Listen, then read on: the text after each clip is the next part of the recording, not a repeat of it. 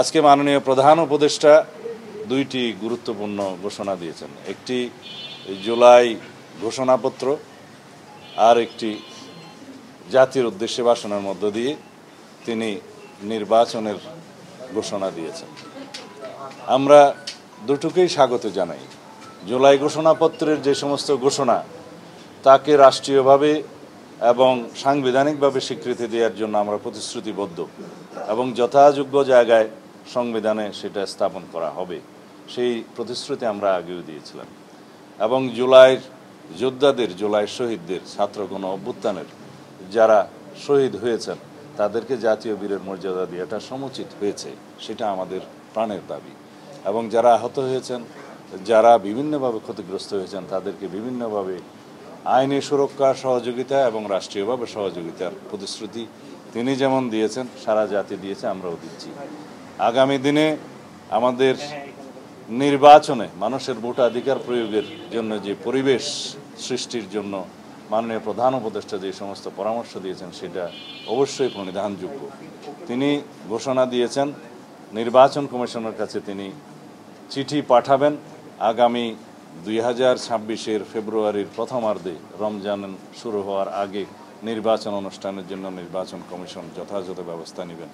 অবশ্যই নির্বাচন কমিশন তফসিল ঘোষণা করবেন যথাসময়ে, কিন্তু মাননীয় প্রধান উপদেষ্টা আজকে যেই নির্দেশনা দিয়েছেন তার ভাষণের মধ্য দিয়ে এবং চিঠি প্রদান করবেন নির্বাচন কমিশনকে যা বলেছেন, সেই ঘোষণার জন্য আমরা সবাই অপেক্ষা করছিলাম এবং সারা জাতি অপেক্ষা করছিল। এর মধ্য দিয়ে বাংলাদেশে যে নির্বাচন অনুষ্ঠান নিয়ে যে একটি দোদুল্যমানতা ছিল বলে অনেকে মনে করছিলেন, তাদের মধ্যে সেই দোদুল্যমানতাটা রইল না এবং সারা জাতি একটি নির্বাচনমুখী পরিবেশের মধ্যে দিয়ে যাবে এবং সেই নির্বাচনের আবহ সৃষ্টি হবে।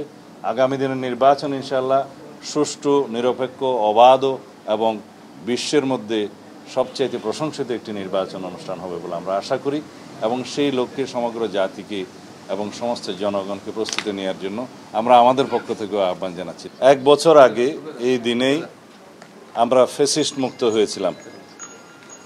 হাজারো ছাত্র জনতার রক্তের বিনিময়ে অর্জিত হয়েছিল বাংলাদেশের এই ফ্যাসিস্ট মুক্ত বাংলাদেশ। বিগত 16 বছরের অবিরাম সংগ্রাম এবং যারা রক্তদান করেছেন বাংলাদেশের মানুষের অধিকার আদায়ের জন্য, তাদের সকলের প্রতি শ্রদ্ধা জ্ঞাপন করি, বিনম্র শ্রদ্ধা জ্ঞাপন করি। বিগত 2024-এর জুলাই আগস্টের ছাত্র গণ অভ্যুত্থানে যারা শহীদ হয়েছেন, আহত হয়েছেন, চিরতরে পঙ্গুত্ব বরণ করেছেন, তাদের সকলের প্রতি সমবেদনা এবং শ্রদ্ধা জ্ঞাপন করছি। আজকের এই দিনে আমাদের বিশাল অর্জন। আমরা দীর্ঘ 1 বছর যাবৎ বাংলাদেশের মানুষের কল্যাণে, বাংলাদেশের রাষ্ট্র ব্যবস্থার সংস্কারের জন্য আমরা অনবরত সংস্কার কমিশনগুলোর সাথে আলাপ আলোচনার মধ্য দিয়ে বাংলাদেশের জন্য প্রয়োজনীয় যে সংস্কার, রাষ্ট্র কাঠামোর সংস্কার, গণতান্ত্রিক সংস্কার, সংবিধানের গণতান্ত্রিক সংস্কার, তার একটা পর্যায়ে জাতীয় ঐক্যমত্যে উপনীত হয়েছি। সেটা আশা করি খুব শিগগিরই ঐক্যমতের ভিত্তিতে যথাযথ প্রক্রিয়া স্বাক্ষরিত হবে এবং আশা করি সেটা বাস্তবায়ন প্রক্রিয়া নিয়েও যদি আলাপ আলোচনা হয়, সেখানেও আমরা অংশগ্রহণ করব। তার মধ্য দিয়ে জাতির যে ফ্যাসিবাদ বিরোধী জাতীয় ঐক্যমত্য প্রতিষ্ঠা হয়েছিল আগে, সেটাকে আমরা সমুন্নত রাখবো এবং এই ফ্যাসিবাদ বিরোধী জাতীয় ঐক্যকে আমরা শক্তিতে পরিণত করে এই জাতিকে এগিয়ে নিয়ে যাব এবং একটি শক্তিশালী গণতান্ত্রিক রাষ্ট্র, সমাজ এবং সরকার ব্যবস্থা প্রতিষ্ঠা করব ইনশাআল্লাহ।